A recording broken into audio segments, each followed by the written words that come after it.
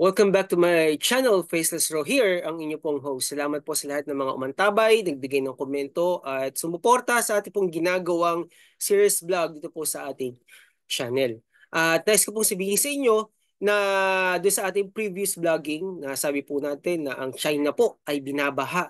At maaaring sabi ng ilan, ito daw ay ganti ng Diyos sapagkat tayo ay bayan ng Diyos. Ang Pilipinas po ay pinoproteksyonan ng ating Diyos na manilikha. Kaya nais po nating sabihin na itong ginawang pambubuli, pangharas ng CCG sa ating mga Navy SEALs, itong pagbaha sa China na nararanasan nila ngayon na 4 na beses na pala yan, ano? Sa taong 2024 ay isa pong maaaring ganti ng Diyos sa kanila. Panoorin po natin itong video na ito. Ito po ay mapapanood natin kay Ken Tots, Road to 1 Million. I-subscribe po natin siya at mag-comment po tayo sa kanyang mga vlogging. Ito po ay galing po sa kanya. Lagyan po natin ng sound syempre at maganda rin syempre na malakas. Teka lang po mga kaibigan. Eto na po, malapit na. Ayan, lagyan natin ng ah, okay, sound. Yan. Ayan guys. Kinakarma na ang China.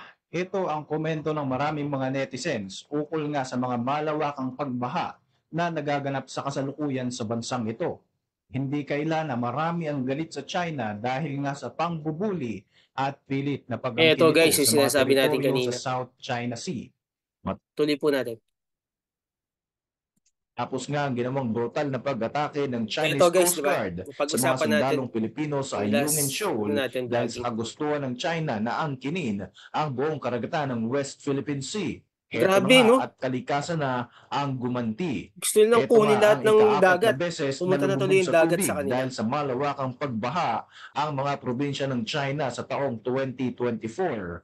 Ayon sa pag-aaral, halos 44% ng malalaking mga syudad sa China ay lumulubog na sa tubig at apektado nga rito ang mahigit sa 270 milyon na mga residente. Sa mabilis na pagtaas ng sea level sa mga pangunahing lungsod ng China, kasabay nga ng mabilis na paglubog ng kanilang lupa, inaasahan na sa mga susunod na mga dekada ay maaaring tuluyan ng mabubura sa mapa ang mga major cities ng China. Ako po si Roy Z and welcome sa Kian Thoughts. Kung Thank you, hilig Sir mo ang mga Royce. ganitong videos, mag-like at Yan, mag-subscribe subscribe para natin si lagi kang Sir updated Royce. sa mga susunod na Kian upload. Tots. Eto na, pakinggan natin guys. Umabot na sa 110,000 na mga katao ang ini-evacuate ng Chinese authorities mula sa kanilang mga tahanan sa Guangdong Province dahil sa tuloy-tuloy na malalakas na mga pag-ulan na naging sanhi ng malawakang pagbaha sa probinsyang ito ng China na mayroong pinakamataas na populasyon. 4 nga ang naiulat na nasawi habang 10 naman ang nawawala base sa ulat ng Chinese media.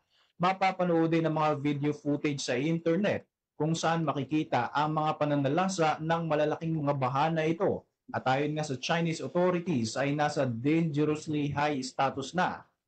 Noong April 21, 2024, umapaw na nga ang mga malalaking Grabing mga destruction ilog, yan, ano? waterways, dams at mga reservoir sa Guangdong Province at nakaamba na rin ng panganib na magkakaroon ng mga delikadong malalaking pagbaha. Kaya naman agad na iniutos ng Chinese government ang mass evacuation.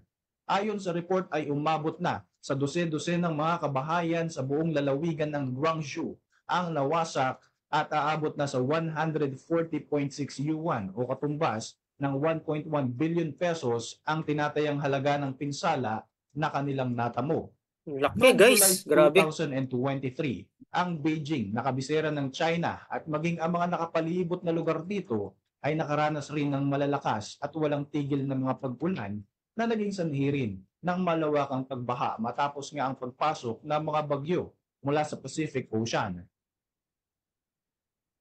Itinuturing nga ito bilang heaviest rainfall sa kasaysayan ng Beijing sa nakalipas na 140 years. Dahil naman sa pagkagahama ng China sa pag-angkin sa teritoryong nasasakupan ng South China Sea, heto nga at mabilis talaga ang karma. Muling umapaw sa ika-4 na beses ngayong taon ang Hanjiang River sa southern China, kaya naman nagkaroon ng malawakang pagbaha sa lugar na ito. Umabot sa 11,000 ng mga residente ang napilitang lumikas dahil halos malubog na nga sa tubig ang mga kabahayan dito. Mula alas 8 kasi ng umaga hanggang alas 11 ng gabi ay naging tuloy-tuloy ang malalakas na mga pag-ulan sa Guangdong Province, kaya naman umapaw na ang tubig sa Hanjiang River. Ayon sa inisyal na report mula sa Chinese media, tinatayang aabot sa 47,800 na mga tao ang naapektuhan ng pagbaha na ito. 378 na mga kabahayan ang nawasak at apektado rin ang mga pananim na may lawak ng 880 hectares. Sa mga video nga na inilabas ng Chinese state media, makikita ang malawakang pinsala na dulot ng pagbaha na ito. Nasa 55 tao naman ang nasawi at milyong-milyong halaga ang tinatayang pinsala dahil nga sa pangyayaring ito. Naganap nga ang ganting ito ng kalikasan noong June 18, 2024, isang araw lamang matapos ang panggigipit na ginawa ng CCG sa Philippine Navy na umabot pa nga sa brutal na insidente. Grabe guys. Ayan yung pinag-usapan natin, di ba? Na sa ating last vlogging, grabe yung ginawa nila sa tropa natin. Okay. Ayon sa Tuloy po natin. pag-aaral, halos lahat ng major cities ng China ay nakaka-experience na ng tinatawag na subsidence o yung paglubog ng lupa Grabe, habang no? lumilipas ang Imagine panahon. guys.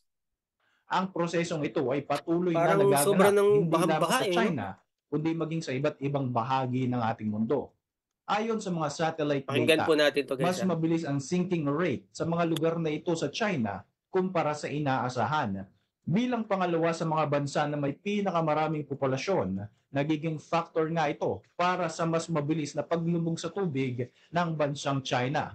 Kamakailan nga ay gumamit ng isang advanced tools ang mga Chinese researchers na katulad ng LIDAR o Light Detection and Ranging upang i-monitor ang galaw ng terrain elevation sa 82 cities na mahigit sa 2 milyong residente, kabilang narito ang Shanghai at Beijing. Gamit naman ang INSAR Interferometric Synthetic 1 satellite, sinubukan din nilang i-detect ang mga variation para sa Chinese terrain upang maikumpara ang mga datos sa mga sinaunang pag-aaral simula 2015 hanggang 2022. Lumalabas sa research ng grupong binubuo ng mga experts mula sa University of East Anglia sa United Kingdom na nasa 44.7% ng mga malalaking Chinese cities ang delikadong lumubog. Tinatayang may rate ng at least 33 mm per year ang ibinababa ng kanilang mga lupa kada taon. Kaya naman, sa mga susunod na dekada ay malaki ang posibilidad na tuluyan na nga itong malubog sa ilalim ng tubig na makakaapekto sa higit sa 270 million na mga Chinese residents. Bukod dito, lumabas din sa pag-aaral na nasa 15.8% sa mga areas na ito ay mas mabilis pa na lumulubog sa rate na 10 mm per year. Karamihan sa mga syudad na tinutukoy sa pag-aaral ay mula sa eastern and southern parts of China. Ito nga ang mga lugar kung saan nakatutok ang modernization program ng bansa sa mga nakalipas na ilang dekada. Ang mabilis na pagbaba ng lupa ay sinasabing kagagawan din ng mga tao, partikular na ang tinatawag na depletion of aquifers. Ito ang mga sobra-sobrang groundwater extraction mula sa ilalim ng lupa. Mas mabilis kaysa sa required extraction dahil na rin sa overpopulation. Hindi na nakakapag-replenish ang tubig dito na nagiging dahilan para bumaba na ang lupa sa open spaces. Isa pa sa mga nakikitang dahilan ay ang mga pag-unlad ng isang bansa. Sa pagtatayungan ng mas maraming mga buildings o mga gusali, nakakaapekto rin ito sa tinatawag na subsidence.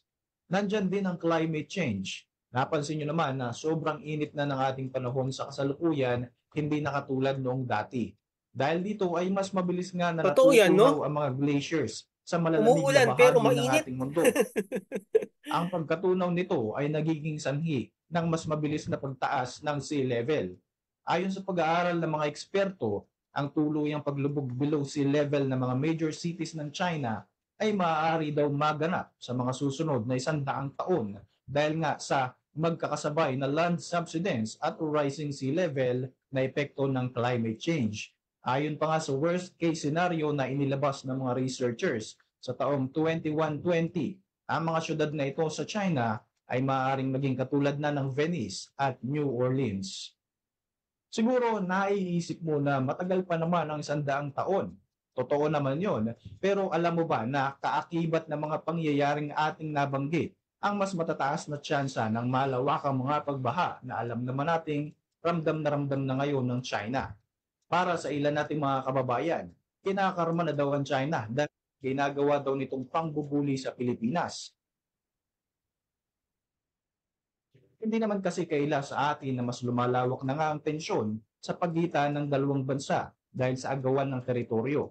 Pero alam mo ba na wala namang pinipili na bansa ang climate change? Ramdam na rin ito maging sa iba pang bahagi ng ating mundo. Hindi lamang ang China ang may problema sa land subsidence, maging ang Amerika, ang Europe, maraming mga coastal cities ang delikado na rin lumubog, kagaya ng New York City. Maging sa Mexico ay may problema na rin sa subsidence at syempre, maging ang mga pangunahing syudad dito sa Pilipinas ay hindi rin ligtas. Ayon nga sa pag-aaral ng Scientific Research Organization na Climate Central, higit sa 10 lugar dito sa Pilipinas ang delikado ring lumubog sa ilalim ng tubig pagpasok ng 2050. Para sa inyong mga reaksyon, mag-iwan lang ng komento Ayan sa guys, ibaba no? ng video na Follow ito. At natin para si Ken manatiling Tots, updated sir. sa ating mga susunod na Maraming upload, salamat siguruhin po. mag-subscribe. I-like mo na rin ang ating mga Ayan, videos diretso bilang natin guys, tapusin suporta. natin. Muli, ako Maraming po si Roy salamat, Z at sir. maraming salamat sa patuloy na pagsubaybay sa ating channel. Ayan guys, maraming salamat po muli sa inyo pong ginawang pagbibigay ng analisa at ang ganda ng pagkaka-research niya po ano. So marami sa ating mga Pilipino, okay, na nagsasabi na ito daw ay ganti ng Diyos sa bansang China dahil sa nangyaring pambubuli dito sa Ayungin Shoal ng CCG. Intentional talaga na ginawa ito, binangga yung ating boat, hinarang yung ating mga kasundaluhan, yung ating Navy SEALs at may nasaktan, may dalang kutsilyo, may dalang bolo, may axe.